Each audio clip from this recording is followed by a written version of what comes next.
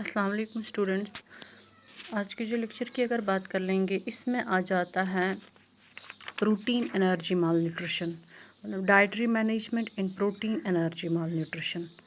Protein energy माल nutrition की अगर हम बात कर लेंगे, ये एक ऐसी टर्म है जो यूज़ होती है मतलब डिस्क्राइब करने में क्लिनिकल डिसऑर्डर, यानी कि एक पेशेंट में, एक इंसान में क्लिनिकल डिसऑर्डर होता है जिसकी वजह से उसमें डेफिशिएंसी ऑफ प्रोटीन और डेफिशिएंसी ऑफ एनर्जी यानी कि कैलोरीज, कार्बोहाइड्रेट्स हो जाता है। जो प्रोटीन एनर्जी माल न्यूट्रिशन है, ये यंग चिल्ड्रन में ज़्यादा पाया जाता है जो बिलोंग करते हैं पुअर फैमिलीज से, क्योंकि उनको प्रोटीन रिच डाइट नहीं मिलता है, या उनकी जो मदर होती हैं जिसे वो फीड करते हैं, मतलब जो लैक्टेटिंग मदर होती है या प्रेग्नेंट मदर जो होती है, उस दौरान उनको उनकी मदर प्रोटीनिशियस डाइट नहीं ले पाती अच्छे से ड्यू टू पॉवर्टी, जिसकी वजह से बच्चे में ये डिजीज़ रहती है प्रोटीन एनर्जी माल न्यूट्रिशन की। इसके अलावा ये प्री स्कूल चिल्ड्रन में भी मेनली पाया जाता है। प्रोटीन एनर्जी माल न्यूट्रिशन के अगर रिस्क फैक्टर्स देखेंगे, उसमें पुअर सोशो इकोनॉमिक कंडीशन होता है, या इनएडुकेट इनटेक प्रोटीन और एनर्जी का डाइट में पाया जाता है, या अनहाइजीनिक लिविंग कंडीशन, या मैटरनल माल न्यूट्रिशन, या इन्फेक्शन वगैरह। इसके बाद प्रोटीन एनर्जी माल न्यूट्रिशन के दो टाइप्स हैं, क्वाशकर और मरस्मस। क्वाशकर जो है, इसकी डेफिशिएंसी जो है उस ऐसे पेशेंट में जिसमें ये डेफिशिएंसी पाई जाती है, उसको प्रोटीन की कमी बॉडी में पाई जाती है। डेफिशिएंसी ऑफ प्रोटीन क्वाशकर पेशेंट्स में होती है। इसके जो क्लिनिकल फीचर्स हैं, इनमें मसल वेस्टिंग होता है, या इनका जो एडीमा होता है फीट का, उसमें वो फूल जाते हैं और एंकल्स भी फूल जाते हैं। उसके बाद आहिस्ता आहिस्ता इनकी बॉडी जो है वो फूल जाती है, और इनकी बॉडी का जो प्लाज्मा प्रोटीन है वो भी कम हो जाता है। इसके अलावा इनका फेस मून लाइक नज़र आता है, या इनके जो हेयर हैं वो नज़र आते हैं, मतलब उनको हाथ लगा के ही वो बाहर निकल जाते हैं, या उनमें बाल उतने सिल्की नहीं रहते हैं, मतलब जैसे लगता है कि उनके बालों पे वो कलर ही बालों का चेंज हो जाता है। इनमें हाइपर पिगमेंटेशन पाई जाती है स्किन में, डर्मेटोसिस इनमें होता है, या स्टंट ग्रोथ इनकी होती है, ग्रोथ ही रुक जाती है इनकी। वेट इनका लॉस हो जाता है, प्यूबर्टी डिले हो जाती है, मतलब ये मैच्योर जल्दी से नहीं हो जाती, इनमें एबनॉर्मलिटी पाई जाती है, या पुअर एपेटाइट, भूख कम लगती है इनमें, इम्यूनिटी इनकी वीक इम्पेयर्ड हो जाती है, जिसकी वजह से ये डिफरेंट डिजीज़ के शिकार हो जाते हैं। ये थे क्लिनिकल फीचर्स क्वाशकर के। इसके बाद मरस्मस की अगर बात कर लेंगे, मरस्मस एक सीवियर फॉर्म है प्रोटीन एनर्जी माल न्यूट्रिशन का। ये डेफिशिएंसी ऑफ बोथ प्रोटीन और कैलोरीज से होता है, लेकिन ज़्यादा इसमें कमी पाई जाती है कैलोरीज की। क्लिनिकल फीचर्स जो है मरस्मस के, स्किन जो इनका है वो थिन फ्लैसिड होता है, ड्राई होता है और ड्रिंक कलर्ड होता है। इनका फेस लिटिल ओल्ड मैन की तरह नज़र आता है, या मोंकी जैसा फेस इनमें नज़र आता है। इनमें बिटॉट स्पॉट्स, मतलब इनके कंजक्टिवा पे स्पॉट्स नज़र आते हैं।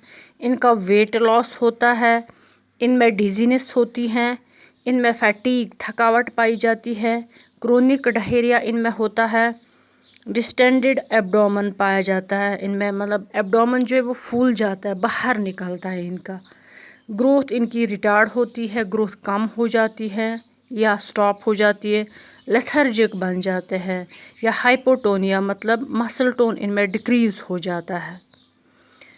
ये थे क्लिनिकल फीचर्स मरस्मस के।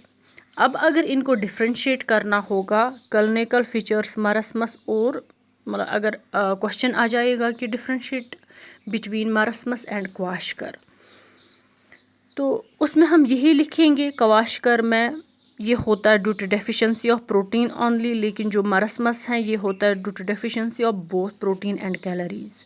नंबर नेक्स्ट, क्वाशकर में पिटिंग एडीमा प्रेजेंट होता है, मरसमस में एडीमा एब्सेंट होता है।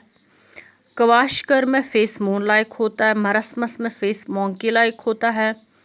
क्वाशकर में डिस्टेंडेड एब्डोमेन पाया जाता है और मरसमस में डिस्टेंडेड एब्डोमेन प्रेजेंट नहीं होता है। क्वाशकर में स्किन हाइपर पिगमेंटेड होता है, मरसमस में स्किन जो है thin flaccid dry ring coloured होता है।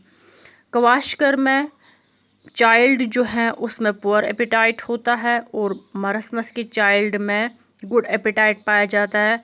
क्वाशकर का चाइल्ड इरिटेबल या एपेथेटिक होता है, मरसमस पेशेंट जो है चाइल्ड इसमें अलर्ट होता है। इसके बाद डाइटरी मैनेजमेंट की अगर बात कर लेंगे, ऐसे पेशेंट्स को, ऐसे बच्चों को energy 3000 to 3300 kilo calorie per day देने पड़ते हैं, जो नॉर्मल रिक्वायरमेंट से डबल होते हैं। प्रोटीन की अगर बात कर लेंगे, प्रोटीन इनको 80 to 100 कैलोरीज पर डे देने पड़ते हैं, जो नॉर्मल रिक्वायरमेंट से डबल होते हैं। इसके बाद अगर हम सैम्पल मीनू यानी कि मीनू प्लानिंग की बात कर लेंगे, day to day menu plan में इनको क्या देना पड़ता है। अर्ली मॉर्निंग में इनको फुल फैट मिल्क 1 ग्लास देना चाहिए, दोनों को, चाहे क्वाशकर हो या मरसमस हो।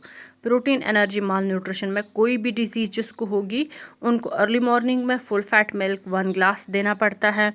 ब्रेकफास्ट में स्टफ्ड पराठा या बटर इसके साथ और कर्ड इसके साथ।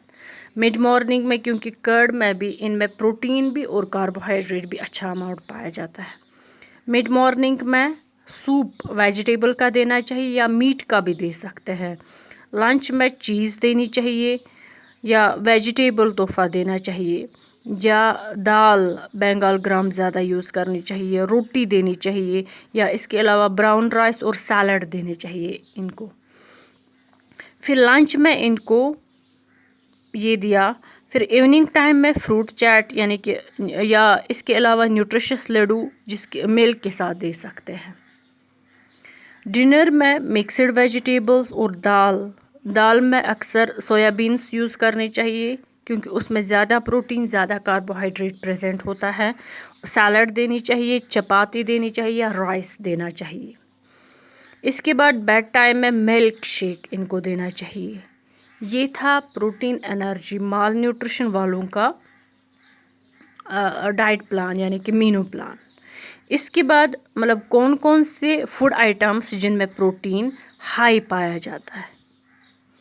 हाई प्रोटीन फूड आइटम्स जो है उसमें beef, chicken, lamb leg, kidneys या kidney beans, soya product, cottage cheese, yogurt, soya nuts, tofu, peanut, egg जो है, इनमें प्रोटीन हाई अमाउंट में पाया जाता है।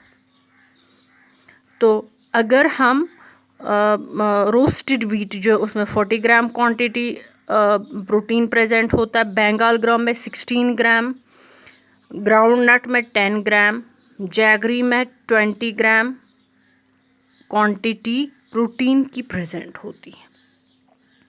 ये था डाइटरी मैनेजमेंट या मेनू प्लान प्रोटीन एनर्जी माल न्यूट्रिशन पेशेंट्स का। मतलब ये अक्सर बच्चों में ये डिज़ीज़ पाई जाती हैं और मेनली ये प्रेजेंट होती है प्री स्कूल चिल्ड्रन में, जिनमें पर डे बेसिस पे 3000 to 3300 किलो कैलोरी एनर्जी यानी कि कार्बोहाइड्रेट कैलोरीज़ देने पड़ते हैं और प्रोटीन इनको 80 to 100 कैलोरीज़ पर डे देने पड़ते हैं।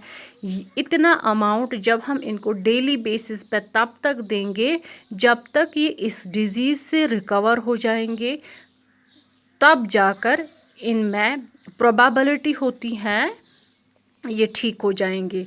मतलब मेडिकेशन से ज़्यादा इनको प्रेफर करना चाहिए high protein diet, high calorie diet, चाहे वो चीपर हो या कॉस्टली हो, लेकिन फूड आइटम में प्रोटीन और कैलोरी ज़्यादा होना चाहिए ताकि बच्चे में जो डेफिशिएंसी है वो दूर हो जाए और बच्चे फ्यूचर की लाइफ जो है वो अच्छे से जी सके, तब वो अच्छे से जी सकता है जब उसमें ये डिज़ीज़ जो है वो दूर हो सकती है। अदरवाइज़ ये अगर हम इसका ट्रीटमेंट अर्ली एज में नहीं कर लेंगे, ये डिज़ीज़ जो ये बढ़ती जाएगी, इसकी डेफिशिएंसी बढ़ती जाएगी, इतनी सेवियर हो जाएगी कि अल्टीमेटली उस बच्चे के डेथ के चांसेस होते हैं।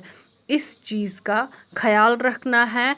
और इसके अलावा जो हमने इसके 2 टाइप्स पढ़े, मरसमस और क्वाशकर, इसके अलावा इसमें थर्ड वन भी पाया जाता है। कुछ बुक्स में इसके 2 ही टाइप्स दिए हैं, कुछ बुक्स में इसके 3 टाइप्स।